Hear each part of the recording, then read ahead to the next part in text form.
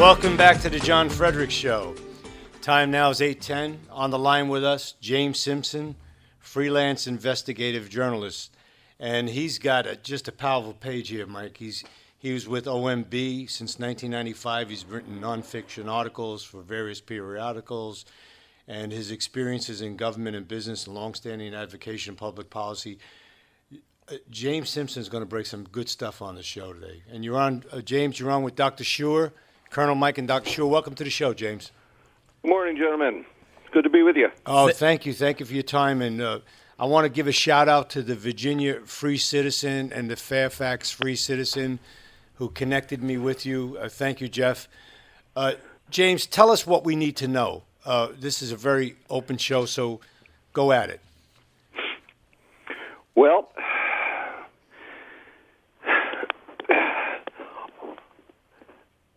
one of the greatest threats we face as a nation today is essentially the no borders policies of this terrible, seditious administration. And I mean, we have all been alarmed to see illegal aliens flooding across the southern border in increasing numbers over the years. And this year is supposed to peak 2014, the number of illegals coming across. And the Obama administration has now reclassified some of those people as refugees, even though they do not meet the definition of refugee. He has expanded that definition so to rationalize bringing them in at taxpayer dollars, flying them here instead of allowing them to come north through Mexico and into the United States illegally. We have a large and growing refugee resettlement program, which since 1980 has been funded and guided by the U.S. State Department using 9 private contractors and 350 subcontractors to place refugees in small communities throughout the United States. So what you're saying, James, what you're saying right now is that this is a huge business. This is a business that is a business within a business in placing people. And you're going to be specific with us today and tell us a little bit about right here in the Commonwealth, where the vice presidential candidate on the Democratic ticket, Tim Kaine, is a senator. What's going on in Radford? I hope you'll say that today.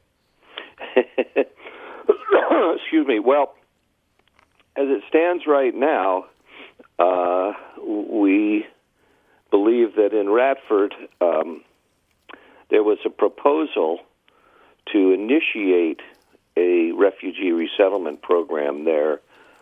But at least at the moment, anyway, that plan is not going forward. It's been scrapped by the resettlement contractor after they got substantial pushback from the community and, most importantly, from the community leaders and the part of some of the members of the town council and the deputy mayor. What countries, James, what countries will we bring these people in? Well, you know, honestly, I don't think we ever figured that out. I would assume that some of them would have been Syrians, probably a lot of them, because the president is trying to meet the target that he set last fall to bring in 10,000 Syrians through the refugee resettlement program this year. And for the first 8 months, they had only gotten about 5,000 in. So in the last 4 months, they really ramped up that program and began pushing and began scrambling to find what new communities they could place refugees in. For example, in Rutland, Vermont, the mayor there was approached by, the Republican mayor was approached by the Democratic governor, who promised him a job in return for creating a then non-existent refugee resettlement program in Rutland, which is a small town. Excuse me. Small town of 15,000 people. And he was going to initiate that program with a settlement of 100 Syrians starting October 1st of this year. That's the beginning of the fiscal year 2017, according to the federal government. And he did this all in secret, and this is the important thing to know. This is how it happens, and this is also probably why it was defeated in Radford. The resettlement contractors, known as voluntary agencies, even though they're not voluntary at all. Well, is that Catholic Charities and Lutheran Catholic Charities, Lutheran Immigration and Refugee Services, Hebrew Immigrant Aid Society, Church World Service, Episcopal Migration Ministries, World Relief, International Rescue Committee, 9 in all. And in Maryland, in Virginia, I believe it's Catholic Charities, and there's also Church World Service, and I believe the Lutheran Immigration and Refugee Services also has some programs there. But Catholic Charities is the big one, and I believe Catholic Charities was the one that was looking at resettling refugees in Radford.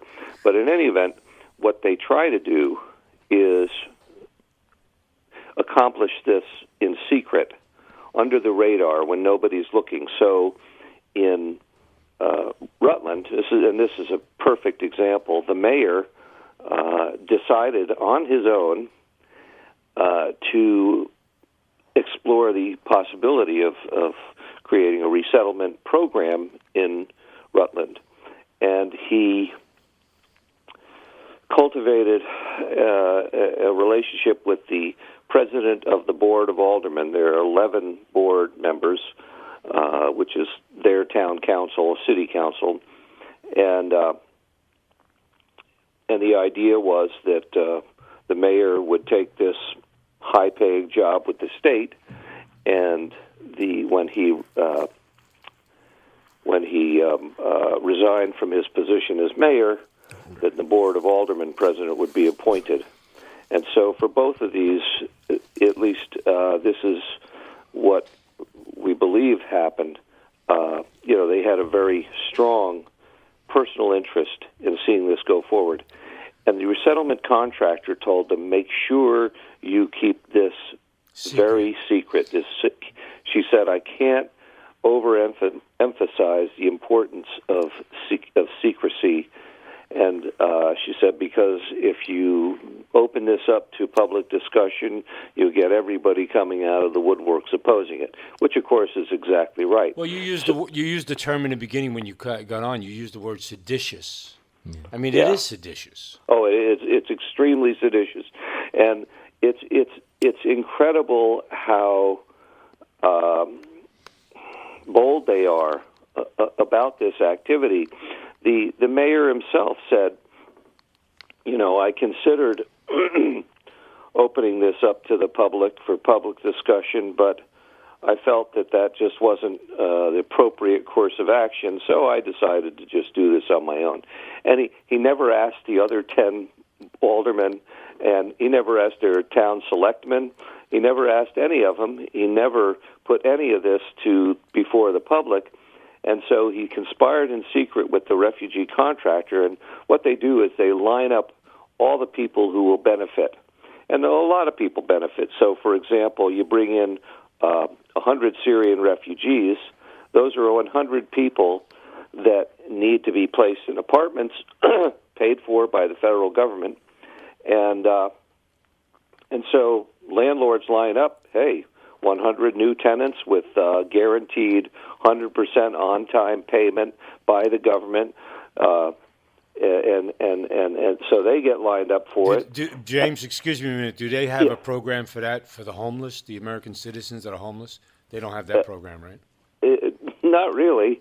I mean, the homeless, frankly, could find shelter. A lot of people are homeless out of choice, I hate to say it, because one of the I believe one of the requirements for at least going into overnight shelters is that you don't drink. So most of them would rather drink or take drugs than the other. In fact, that's the reason most of them are homeless in the first place. But there are some specific examples where homeless people or people are being made homeless by this program. So, for example, in Portland, Maine, the governor of Maine himself told me that, autistic kids live usually with their families. They grow up with their families. They're not really capable of living on their own. But then what happens when, their parents die? Well, they have to get into some kind of halfway house, some kind of public housing. And in Portland, what's happening is a lot of those people are now among the rolls of the homeless because refugees get first dibs on public housing. Yeah. And that's happened all over. And in fact, somebody I know from Manchester, New Hampshire, where there's a massive resettlement program, said that the waiting list for public housing for Americans is years.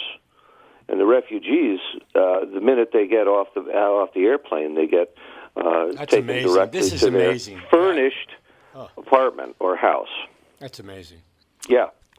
James, can I? This is Mike Scheuer. I wondered if I could ask you a question. Certainly. Is the legal lay of the land such that the federal government can go into Radford or Rutland or Portland and tell the state what they have to do with these refugees? Or is it a matter of kind of cowardly acquiescence on the part of locals? Or is it bribery?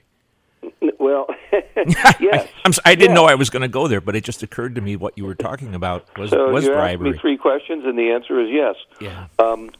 The issue is they're supposed to, according to the Refugee Act. Now, here's the thing. The Refugee Act of 1980 was what changed the complexion of the refugee program entirely. Prior to that time, we were mostly helping people who were fleeing communism, right. And it was a very specific effort to accommodate people who were trying to escape communism. But after the 1980 Refugee Act, that the whole complexion changed, and the focus changed to import people from the third world all over the world, and not coincidentally, that law was written by Teddy Kennedy and Joe Biden. Wow, Joe Biden? Yeah, believe it or not, he had a brain back then, or at least his staff. I don't did. believe it, sir. Yeah, no. Well, neither did Teddy Kennedy, frankly. It was his staff in both cases. Yeah. But the idea was to open the floodgates to third world immigrants through this alternative program. And, it's exactly the same story as with the 1965 Immigration and Nationalities Act, which was also authored by, or at least promoted heavily and worked on by Teddy Kennedy more than anybody else. He's the person that's most closely associated with that act. And it was the same idea. Prior to that act, there was limited third world, very limited third world immigration. And he just blew off the caps on that kind of immigration and changed the entire character from a program that brought in people from nations who that shared our culture and our history and our understanding of the rule of law, and refocused it to the third world, and cynically, just as the Democrats did with the Great Society under Lyndon Johnson in the 1960s, it was dedicated to cultivating Democratic huge, voters. New, reliable Democratic voter populations.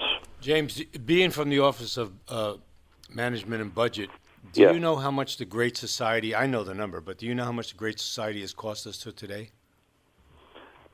$22 trillion. Yeah, that sounds about right.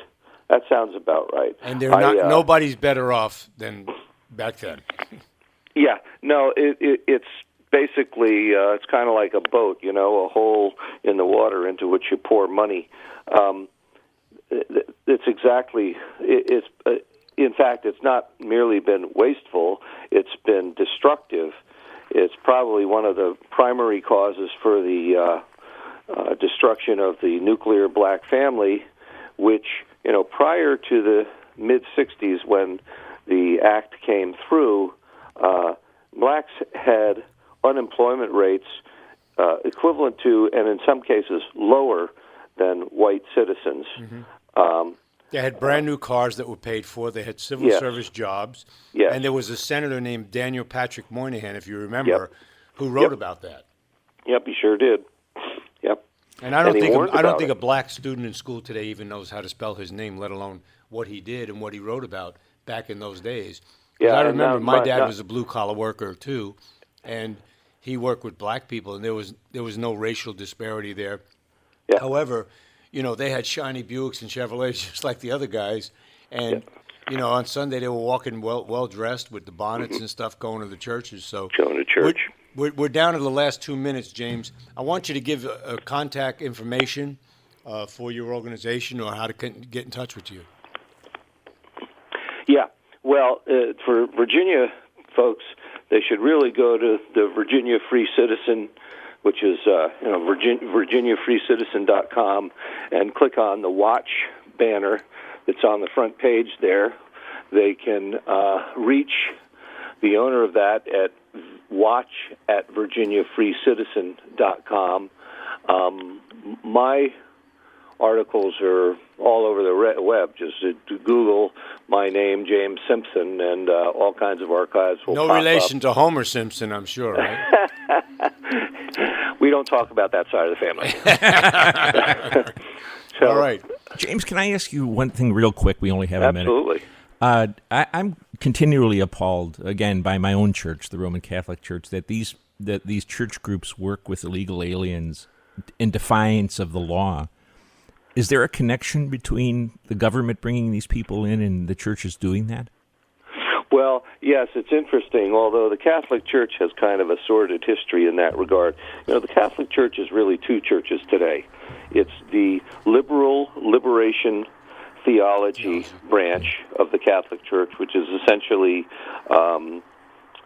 Catholic Marxism. Yes. I mean, you can't say it any better than that. It's just a communism by another name. Francesco di Salvia.